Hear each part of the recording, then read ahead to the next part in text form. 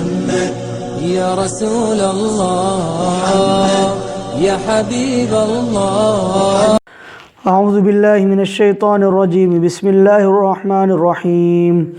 ومن نعمره ننكسه في الخلق فلا يعقلون وما علمناه الشعر وما ينبغي له إن هو إلا ذكر وقرآن مبين لينذر من كان حيا ويحق القول على الكافرين. أولم يروا أنا خلقنا لهم مما عملت أيدينا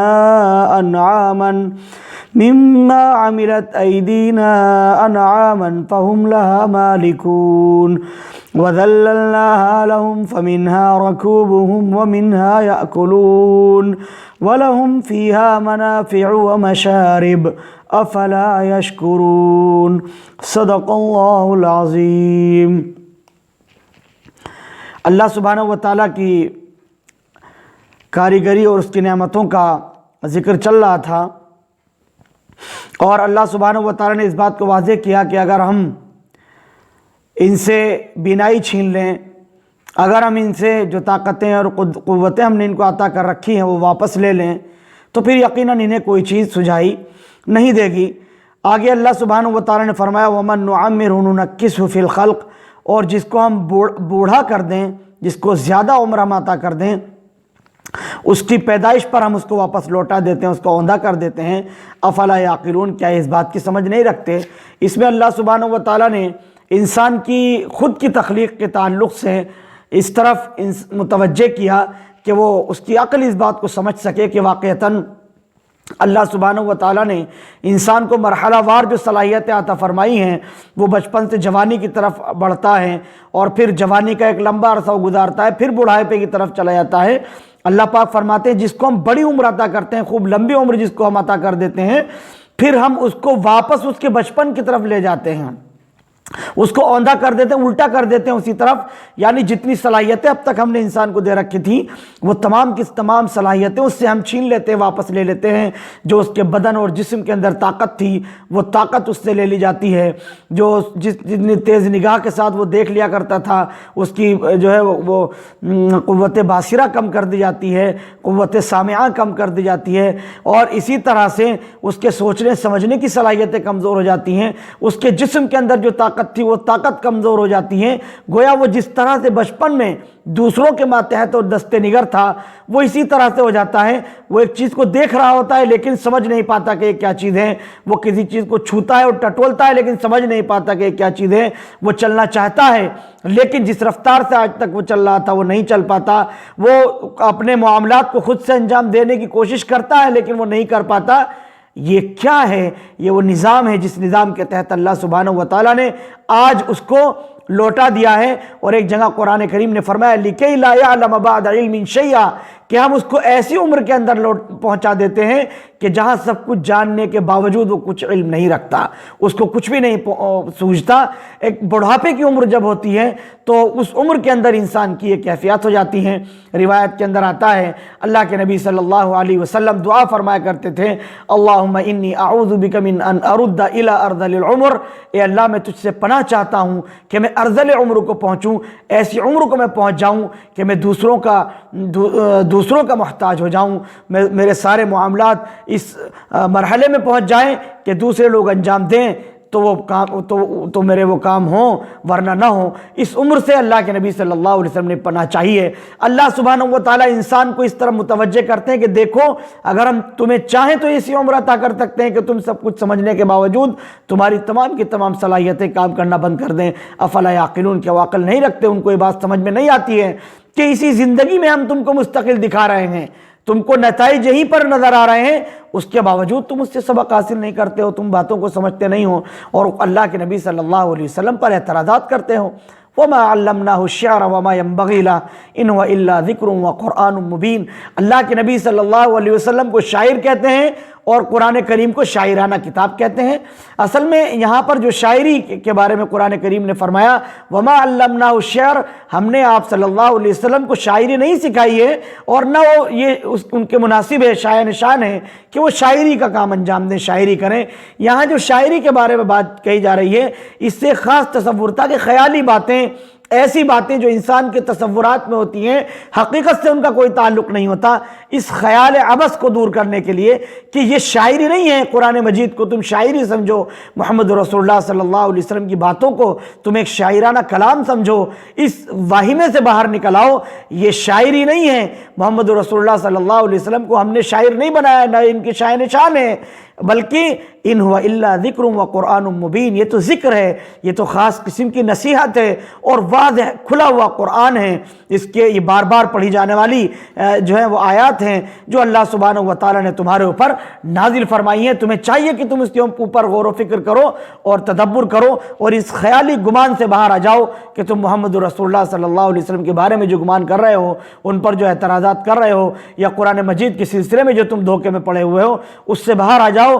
لِيُنذِرَ مَنْ كَانَ حَيًّا وَيَحِقَّ الْقَوْلُ عَلَى الْكَافِرِينَ، تاکہ ڈر سنائے اس کو جو زندہ ہیں، جو جاندار ہیں، اور حق بات ان پر ثابت ہو جائے، حق ثابت ہو جائے کن پر؟ علی الکافرین، منکروں پر، جو منکر ہیں ان کے اوپر حق ثابت ہو جائے کہ محمد رسول اللہ صلی اللہ علیہ وسلم جو پیغام لے کر کے آئے ہیں وہ اللہ کی طرف سے حق ہے اور سچا ہے۔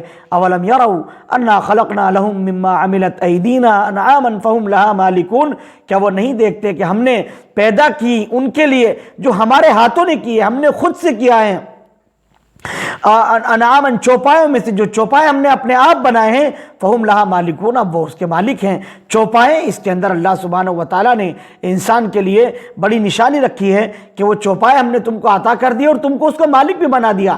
یہ تم نے نہیں بنائے ہیں، اس میں تمہاری کوئی کاریگر نہیں ہے، تمہاری طرف سے اس میں کسی بھی طرح کا کوئی عمل دخل نہیں ہے، یہ ہمارے بنائے ہوئے ہیں۔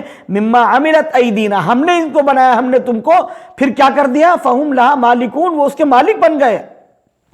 انسان کو اللہ سبحانہ و تعالیٰ نے مالک بھی بنا دیا۔ وَذَلَّلْنَاهَا لَهُمْ فَمِنْهَا رَكُوبُهُمْ وَمِنْهَا يَأْكُلُونَ، اور ہم نے ان کو عاجز کر دیا، ان کے ماتحت کر دیا، پھر اس پر وہ سوار بھی ہوتے ہیں اور کھانے کے کام میں بھی لاتے ہیں۔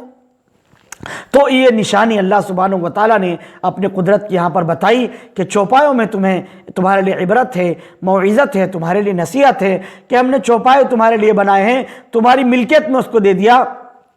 کیسا تنومند طاقتور جانور ہے، لیکن تم ذرا سی نکیل اس کی ناک کے اندر ڈال کر جہاں چاہتے ہو اس کو لے کر کے چلے جاتے ہو، جس طرح سے چاہتے ہو تم اس کو استعمال کرتے ہو، جس طرح سے چاہتے ہو تم اس سے خدمات لیتے ہو۔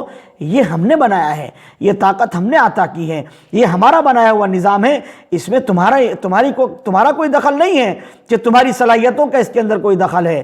آپ غور کر سکتے ہیں، تصور کر سکتے ہیں، ہاتھی ہے، گھوڑا ہے، اونٹ ہے، بڑے بڑے جانور ہیں، لیکن یہ تمام کے تمام کو مسخر کیا اللہ سبحانہ و تعالیٰ نے انسان کے لیے کہ انسان جس طرح سے چاہتا ہے اپنے منافع میں ان کو استعمال کرتا ہے۔ جو معقول اللحم جانور ہیں، انسان ان کا گوشت کھاتا ہے، ورنہ سواری کے لیے ان کو استعمال کرتا ہے، تجارت کے لیے ان کو استعمال کرتا ہے، ان کا دودھ پیتا ہے، ان کی کھالوں سے نفع اٹھاتا ہے، اس کی ہڈیوں سے فائدہ اٹھاتا ہے، ہر چیز سے اس کی جو ہے وہ بہراور ہو رہا ہے۔ یہ نشانیاں اللہ سبحانہ و تعالیٰ کی جو انسان کو اس نے عطا فرمائی ہیں۔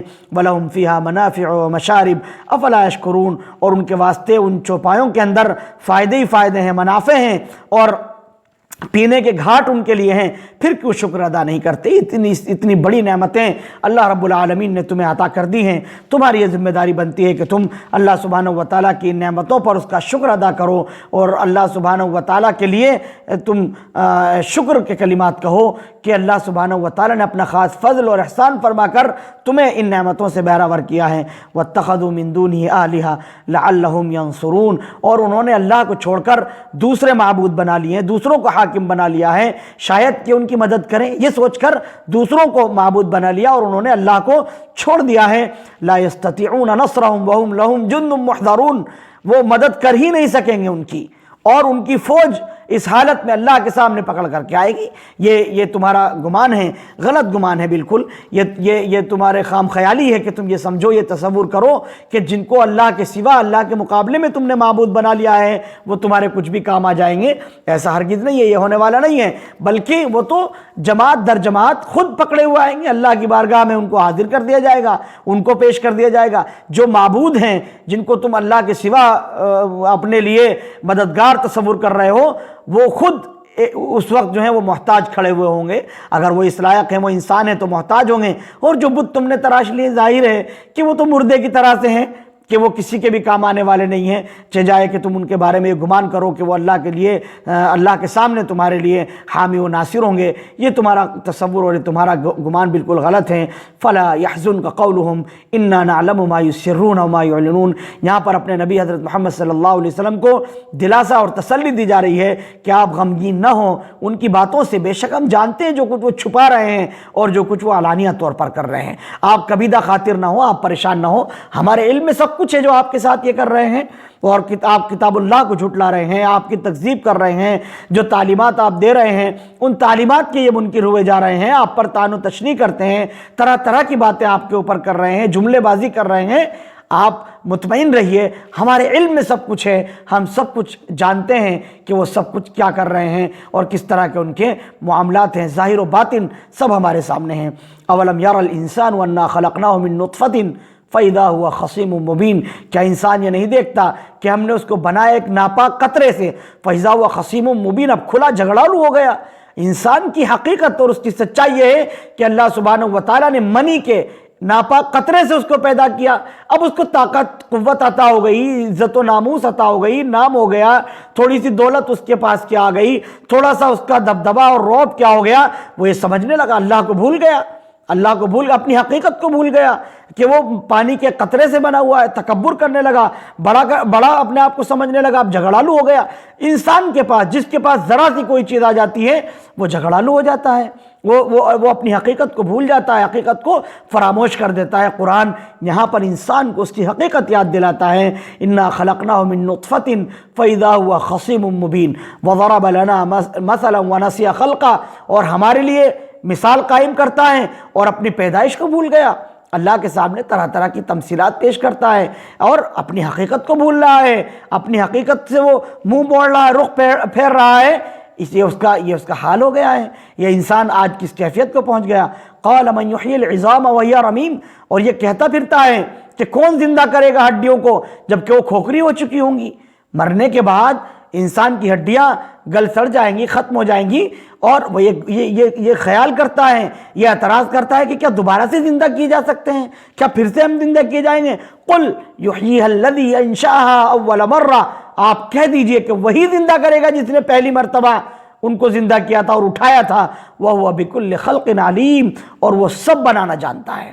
اللہ سبحانہ وتعالی ہر چیز کو پیدا کرنے پر قادر ہے۔ تم کیا سمجھتے ہو کہ تمہاری استھیوں کو جلا دیا جائے گا اور سمندر کے حوالے کر دیا جائے گا، تمہارے اس جسم کو مٹی کے حوالے کر دیا جائے گا، یا تم یہ سمجھتے ہو کہ تمہیں سمندروں کے حوالے کر دیا جائے گا تو تم سے پوچھ تاچھ نہیں ہوگی، تمہیں اکٹھا نہیں کیا جا سکتا، تمہیں دوبارہ سے زندہ نہیں کیا جا سکتا؟ ہرگز ایسا نہیں ہے، یہ غلط گمان ہے۔ اللہ سبحانہ وتعالی ہر چیز پر قادر ہے۔ جس نے تم کو پہلی مرتبہ پیدا کیا وہ تم کو اگلی مرتبہ بھی پیدا کرنے پر قادر ہے۔ یہاں پر عقیدہ آخرت کو پختہ کیا جا رہا ہے، مضبوط کیا جا رہا ہے کہ ہم آخرت میں حساب و کتاب لیں گے، یہ زندگی دوبارہ سے عطا کی جائے گی، اور اس زندگی کے بارے میں جو اس دنیا کے اندر تم بسر کر رہے ہو، ایک ایک لمحے کا تمہیں حساب دینا ہے۔ احادیث میں جو وعدہ کیا گیا وہ وعدہ برحق ہے، سچا ہے، تمہارا جھٹلا دینا تمہارے لیے نافع نہیں ہو سکتا، یہ بات تمہارے کام نہیں آ سکتی۔ اللہ پاک نے فرمایا وَهُوَ بِكُلِّ خَلْقٍ عَلِيمٌ، سب کچھ بنانا جانتا ہے، اپنی مخلوق میں کس کو کس طرح سے اس کو بنانا ہے سب جانتا ہے۔ الَّذِي جَعَلَ لَكُم مِّنَ الشَّجَرِ الْأَخْضَرِ نَارًا فَإِذَا أَنتُم مِّنْهُ تُوقِدُونَ، یعنی تم ہری شاخوں سے جو ہے وہ آگ بنا لیتے ہو، فَإِذَا أَنتُم مِّنْهُ تُوقِدُونَ، پھر تم اس سے سلگاتے ہو۔ اللہ سبحانہ و تعالیٰ نے تمہارے لیے یہ سب کچھ بنایا ہے کہ ہری شاخیں، یعنی یعنی عربوں میں ایک درخت پایا جاتا تھا، اس کی چھوٹی چھوٹی شاخیں، بالکل ہرا بھرا درخت ہوا کرتا تھا، ہری شاخیں ہوتی تھیں، اس کو آپس میں مارتے تھے اور اس سے آگ جلا لیا کرتے تھے۔ یہ اس طرح کے اللہ سبحانہ و تعالیٰ نے ان کو اس بات کی طرف متوجہ کیا کہ یہ ہم نے تم کو عطا کیا ہے، یہ نظام ہمارا بنایا ہوا ہے جس سے تم نفع اٹھا رہے ہو اور تم آگ جلا لیتے ہو۔ اس طرح سمجھ سکتے ہیں کہ جس طرح دو پتھروں کو آپس میں مار کر اس طرح سے مارا جاتا ہے اور وہ چنگاری اٹھتی ہے، اس سے آگ جلائی جاتی ہے، اسی طرح سے وہ اس کو استعمال کیا کرتے تھے۔ اس کی طرف قرآن کریم نے یہاں اشارہ کیا، اولیس الذی خلق السماوات والارض بقادر علی ان یخلق مثلہم، کیا جس نے بنایا آسمان اور یہ زمین وہ نہیں بنا سکتا تمہارے جیسا؟ جس طرح تم کو کیوں نہیں، ایسا کیوں نہیں ہو سکتا تمہارے جیسا بنانا؟ اس کے لیے کیا مشکل ہے جس نے زمین اور آسمان بنا دیے؟ بلا وهو الخلاق العلیم، کیوں نہیں، اور وہی ہے اصل بنانے والا اور سب کچھ جاننے والا۔ انما امرہ اذا اراد شیئا ان یقول له کن فیکون، بے شک اس کا حکم کی تو کیفیت اور حالت یہ ہے کہ جب وہ کسی چیز کو بنانے کا ارادہ فرما لیتا ہے تو کن کہتا ہے اور وہ ہو جاتا ہے۔ اللہ سبحانہ و تعالیٰ آگ، ہوا، مٹی، پانی، ان تمام چیزوں میں سے کسی چیز کا محتاج نہیں ہے، اس کو کسی عنصر کی ضرورت نہیں ہے، وہ کن کہتا ہے اور اس کے حکم کی تابعداری ہوتی ہے اور ہوتا چلا جاتا ہے۔ فسبحان الذی بیدہ ملکوت کل شیء والیہ ترجعون، پاک ہے وہ ذات جس کے ہاتھ میں ہر چیز کی حکومت ہے اور اسی کی طرف تمہیں پلٹنا ہے۔ آخری سورت کے اس سورہ کے آخر میں اللہ سبحانہ و تعالیٰ نے اپنی قدرت کو ان عجیب و غریب الفاظ کے ساتھ ثابت کیا کہ اللہ سبحانہ و تعالیٰ ہر چیز بنانے پر قادر ہے۔ جس نے ایک مرتبہ بنا دیا، دوبارہ بنانا اس کے لیے کوئی مشکل نہیں، اور اس کا جو حکم چلتا ہے وہ ارادہ فرماتا ہے، کن کہتا ہے، اور سب کا سب جیسا اس کی منشا ہوتی ہے، جیسی اس کی مرضی ہوتی ہے، ویسے سارے کے سارے معاملات وجود میں آتے چلے جاتے ہیں۔ یہ اللہ سبحانہ و تعالیٰ کا نظام ہے۔ انسان آخرت سے کیسے بھاگ سکتا ہے، وہ جواب دہی سے کیسے راہ فرار اختیار کر سکتا ہے؟ ان آیات کے تناظر میں انسان کو غور و فکر کرنا چاہیے، تدبر کرنا چاہیے، سوچنا چاہیے کہ واقعتاً اللہ کی قدرت سے اور اس کے نظام سے انسان نہیں بھاگ سکتا، اور انسان کی ذمہ داری ہے کہ وہ اپنے آپ کو سپرد کر دے اللہ کے اور رسول اللہ صلی اللہ علیہ وسلم کی تعلیمات کے، تاکہ وہ دنیا کے اندر بھی کامیاب ہو اور آخرت میں بھی کامیاب و بامراد ہو جائے۔ وآخر دعوانا ان الحمد للہ رب العالمین۔